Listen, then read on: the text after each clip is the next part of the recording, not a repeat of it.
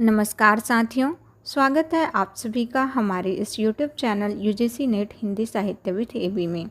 जैसा कि आप जानते हैं कि हमारे इस चैनल पर यूजीसी नेट हिंदी साहित्य के पाठ्यक्रम की यूनिट 7 हिंदी कहानी की श्रृंखला चल रही है।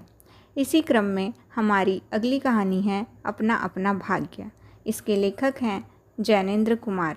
जैनेन्द्र कुमार जी का जन्म 2 जनवरी 1905 ईस्वी में हुआ था और यह कहानी सन 1929 ईस्वी में विशाल भारत पत्रिका में प्रकाशित हुई थी।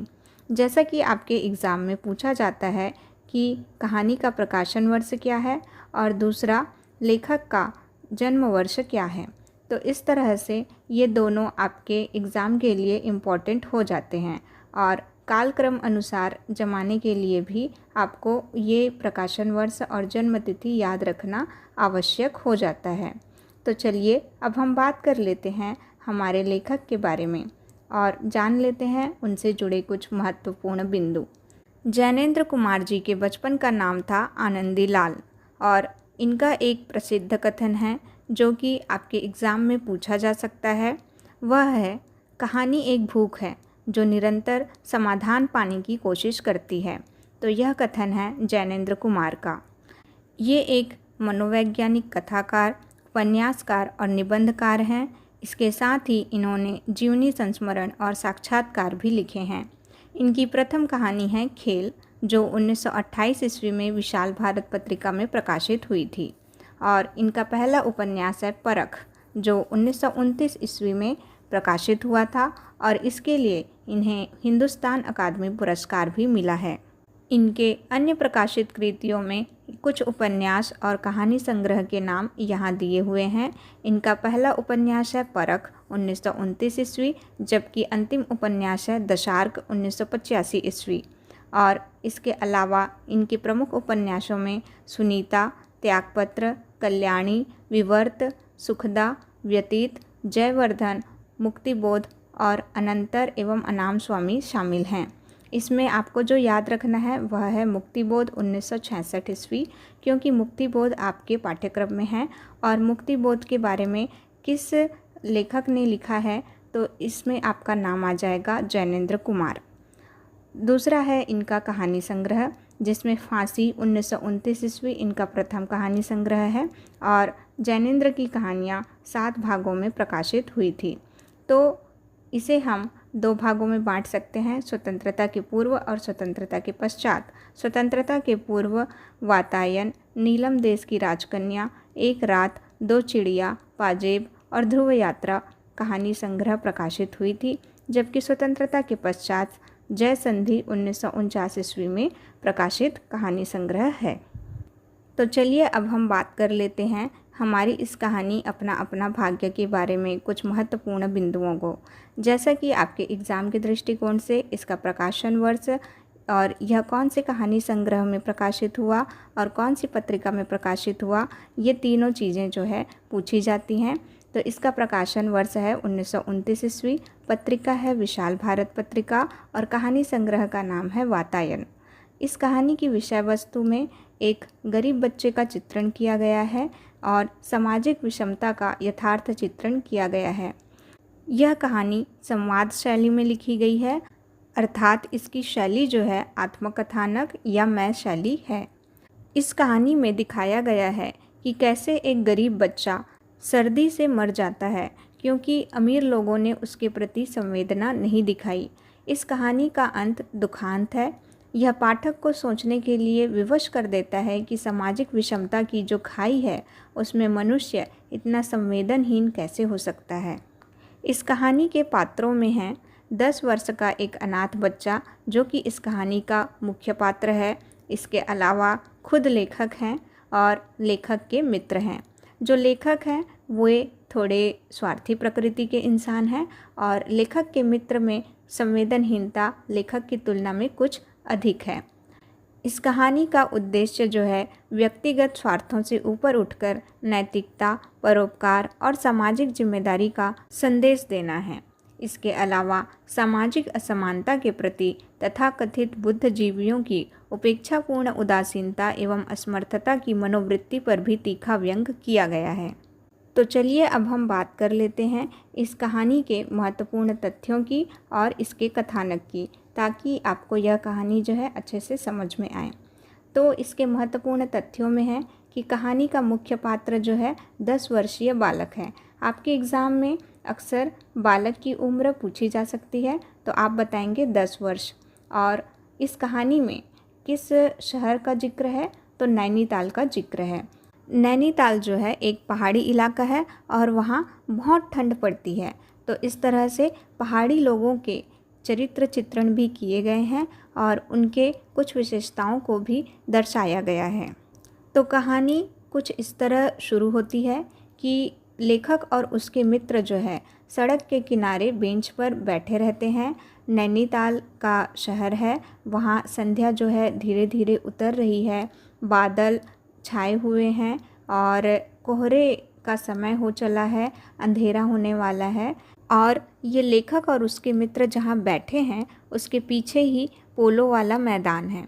वहाँ एक अंग्रेज़ों का प्रमोद गृह भी है और जो तालाब है वहाँ जो है किश्तियाँ जो है चल रही हैं, जिसमें 1-2 अंग्रेज़ यात्री भी बैठे हुए रहते हैं।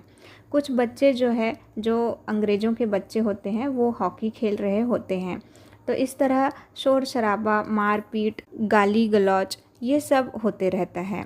इसके अलावा जो सड़क पर लोगों का अविरल प्रवाह होते रहता है, साथ ही इसमें अंग्रेज नारियों और हिंदुस्तानी नारियों की तुलना भी की गई है। इसमें बताया गया है कि अंग्रेज नारियां जो होती हैं उन्हें कितनी स्वतंत्रता प्राप्त है। वे धीरे धीरे नहीं चलती बल्कि तेज़ चलती हैं। वे घोड़े पर भी बैठ सकती हैं, हिंदुस्तानी लोगों पर कोड़े भी लगा सकती हैं। वहीं दूसरी तरफ जो भारत की औरतें हैं वे लोक लाज, स्त्रीत्व और भारतीय गरिमा के आदर्श को ओढ़े हुए रहती है और सहमी सहमी सी धरती में आंख गाड़े हुए धीरे धीरे चलती है। तो इस तरह से भारतीय लोगों और अंग्रेज लोगों की तुलना की गई है। साथ ही भारत के लोग किस तरह अंग्रेज़ों के सामने अपनी दुम हिलाते थे और उनका आत्मसम्मान जो है किस तरह कुचल कर शून्य बना दिया गया है, उसकी बात यहाँ की गई है। तो इन सब वातावरण का जिक्र करने के बाद कहानी शुरू होती है और बताया जाता है कि यहाँ का मौसम जो है बहुत ही सर्दी का है।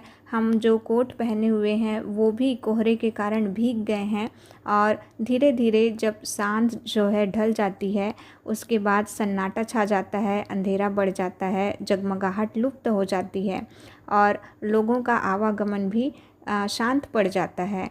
तो इसी में एक जो काला मैला कुचैला सा लड़का होता है, काली कमीज पहने, उसका प्रवेश होता है। उसे लेखक और उसके मित्र देखते हैं। इस समय रात के करीब 1 बज रहे होते हैं। ऐसे में वे उस लड़के से पूछताछ करते हैं और इसमें उन्हें मालूम होता है कि वह लड़का जो है किसी के यहाँ काम करता था और अब वह नौकरी से निकाला जा चुका है। उसका मेहनताना जो है दिन भर काम करने का 1 रुपया और जूठा खाना था और उसके सोने की भी कोई जगह नहीं है। वो यहीं कहीं या किसी दुकान पर ही सो जाता है। इस तरह से लेखक के जो मित्र होते हैं उनको उस पर दया आ जाती है और वह जो है उसे नौकरी दिलाने का प्रयास करता है। इसी क्रम में वह जो है उसे नौकरी दिलाने के लिए अपने वकील मित्रों के पास होटल में लेकर पहुंचता है और कहता है कि आपको नौकर की ज़रूरत थी ना, तो देखिए यह लड़का है। लेकिन उसके मित्र जो है मना कर देते हैं, यह बोल करके कि ये पहाड़ी लड़के बड़े शैतान होते हैं और इनका कोई भरोसा नहीं होता, कब कौन सी चीज़ चंपत करके ले जाएं। तो जब इस तरह से वकील मित्र जो है इन्हें नौकरी देने के लिए मना कर देते हैं, तो लेखक का मित्र जो है अपनी जेब में हाथ डालकर देखता है कि क्या कुछ पैसे हैं जो इसको दिए जा सकते हैं। लेकिन उसके पास चिल्लर पैसे नहीं होते और 10-10 के नोट ही रखे हुए होते हैं। तो इसलिए वह जो है सोचता है कि इसे मैं दूं या ना दूं, 10 का नोट तो कुछ ज़्यादा ही हो जाएगा, मेरा बजट बिगड़ जाएगा। यह सोच करके वह उसको कुछ नहीं देता और उससे कहता है कि तुम जो है मुझसे कल सुबह मिलना, तो मैं तुम्हें कोई नौकरी जो है ज़रूर दिलवा दूंगा। और अपने होटल का नाम वह बताता है, होटल डी पब। आप इसे याद रखेंगे क्योंकि ये पूछा जा सकता है कि होटल का क्या नाम था। तो होटल का नाम था डी पब। और जब सुबह होती है तो वह लड़का तो आता नहीं है और ये लोग भी चलने के लिए तैयार हो जाते हैं, इतना ध्यान नहीं देते। लेकिन जाते जाते वे समाचार पत्र में पढ़ते हैं कि पिछले रात जो है एक पहाड़ी बालक सड़क के किनारे ठंड से ठिठुर करके मर गया। तो वह जान जाते हैं कि ये वही बालक है जिससे ये जो है रात को मिले थे। यह सब सुनने के पश्चात वह जो है यह कहकर इस बात को टाल देते हैं कि अपना अपना भाग्य है, अपनी अपनी किस्मत है और इस संसार का यही नियम है। इस तरह लेखक इस कहानी के अंत में बताना चाहता है कि सामाजिक विषमता की खाई जो है कितनी गहरी है और लोग कितने संवेदनहीन हो चले हैं। संवेदनहीनता का एक और उदाहरण इस कहानी में बताया गया है कि उस 10 बरस के लड़के के साथ एक और लड़का रहता है जो कि काम करता है, लेकिन उसे मालिक द्वारा इतना मारा जाता है कि उसकी मृत्यु हो जाती है। तो इस तरह से किस तरह अमीर लोगों के द्वारा गरीब बच्चों का शोषण किया जाता है उसे दिखाया गया है। साथ ही इसमें बेरोजगारी की समस्या की भी बात की गई है। वे बच्चे जो है जब गांव में रहते हैं तो उनके माता पिता भी भूख से मरते हैं और उनके पास कोई आजीविका के लिए रोजगार नहीं होता। इसी कारण से वे लड़के जो है भागकर यहाँ आ गए होते हैं, लेकिन अंत में उनकी भी मृत्यु हो जाती है।